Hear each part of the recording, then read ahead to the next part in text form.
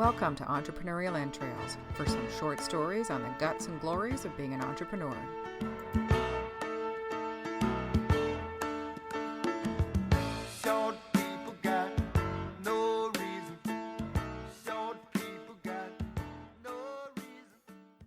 Hey, it's Elizabeth with Entrepreneurial Entrails, and today is Wise Word Wednesdays. Things have been a little funky chicken around here, so I have taken a break from podcasting, but I'm back. Yay! And I had a really interesting conversation with a friend of mine yesterday. We have created a build buddy relationship, which is something I've referenced before. It is an opportunity for you to set goals and have somebody hold you accountable, and sort of like a mini mastermind group. And one of the reasons I started Wise Word Wednesdays is that people aren't your only resource for learning about your business. And I love to read. And I've not in the past actually loved to read business books, but am finding them really fascinating. So maybe it's just finding the right fit. But something that came up yesterday with my build buddy really got me to thinking. There's a whole philosophy, that is about, working on your business versus working in your business. And the friend of mine that I was meeting with yesterday was talking about the fact that she viewed reading business books as not actually working on her business. And I found that really fascinating because I have used reading as an excuse not to move forward with something, that's for certain. I have to do all the research, and I'm using air quotes. I have to get all the facts in line before I move forward. And from my perspective, that was a fear response. I didn't know where I was going, didn't have a plan, so I used the reading as an excuse to think that I was working on my business when I actually wasn't. I wasn't using the tools that I was reading about actively. I would just move on to the next tool. So that's not an effective use of reading to work on your business. Having said that, if you're at a plateau or you're at a fear place and it's preventing you from moving forward, then there's worse things that you could be doing than reading business books as an excuse not to do something. You are going to eventually incorporate that information as long as you are, paying attention to what you're reading. I have a really hard time drifting occasionally when I'm reading a business book, and I'll start thinking of applications for it or conversations that I've had that I could use this in. And I have to pull myself back and force myself to reread the paragraph, because the benefit, and here's what came to light yesterday when I was talking to my friend, was the benefit of reading business books is many. And I'm gonna create a list about this because there's so many. One, if you are actively reading, and I don't mean just letting your eyes, glance over the page and pretending to read, but you're actively reading and taking in the information.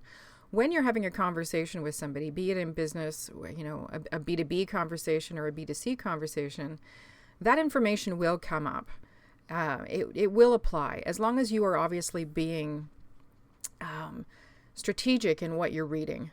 And one of the things that we talked about yesterday was filling the gaps. So if you are in a situation where you are ignorant, and ignorant is not a bad word, ignorant just means lack of information about a topic, something that's holding you back in your business or a struggle you keep coming up against, then okay, get your arse to Chapters or your local library, which is my personal favorite, and find resources on the topic that you're ignorant about.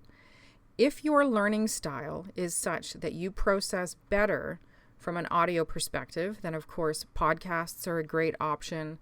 I often have Marie Forleo playing in the background, or TED Talks or other things.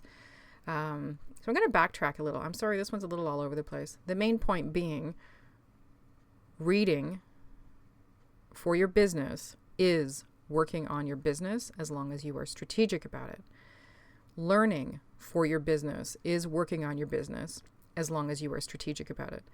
And one of the things I would highly recommend is that you discover your learning style, which I've talked about before. Because if reading does not, get your jam going, then you're not going to process the information, you're not going to seek it out as a resource, and it's not going to be useful for you. So if you are not a visual processor, if you are an auditory learner, meaning you need to hear the information, then look at podcasts, look at videos, whatever you need to do. The point being that find your way to learn, don't view it as a waste of time. View it as an investment, because it will come up. It will broaden your ability to help your clients and your customers. It will provide you with insights you wouldn't have already had, just because you can't think of everything that you need for your business. Think of it as creating your, almost virtual mastermind group. And the chances of any of us, well, I shouldn't say that. I won't be negative. But the opportunity to meet Simon Sinek or Tony Robbins or John Maxwell, Ariana Huffington or any other, Oprah, slim to none. I shouldn't say none, slim. It could always happen. You never know. But to be able to partake of their wisdom, to be able to use the lessons they've already learned in your business is readily available.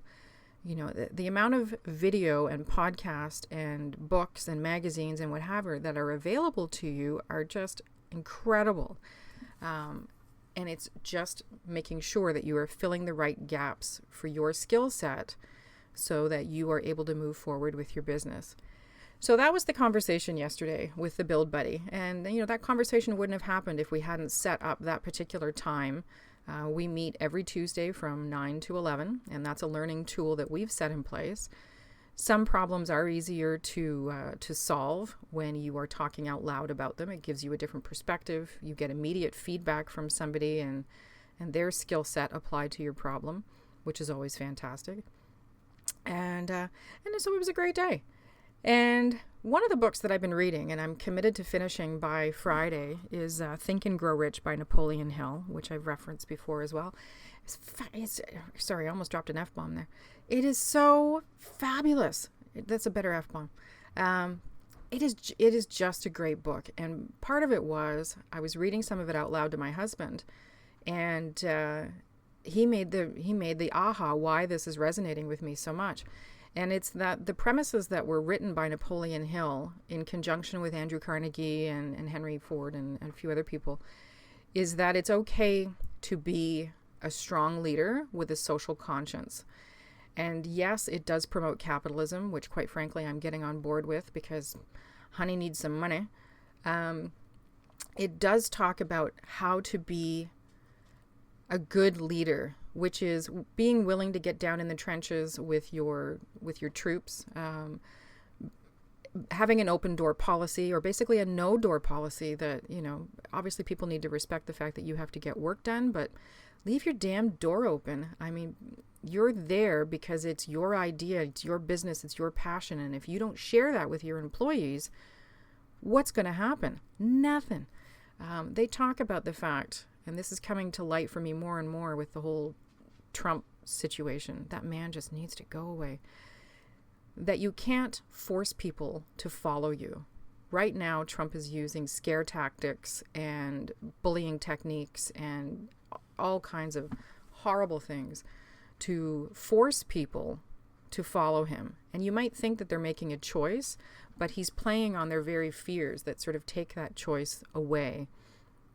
And sooner or later, it's going to end. Sooner or later, they will figure out that they have been forced to follow this buffoon, and they'll stop, and his leadership will crumble. I'm willing to put money on it. And again, honey got no money, so I'm willing to put some money on the fact that they will come to the senses. They will have their come to Jesus moment, and he won't be orange with bad hair.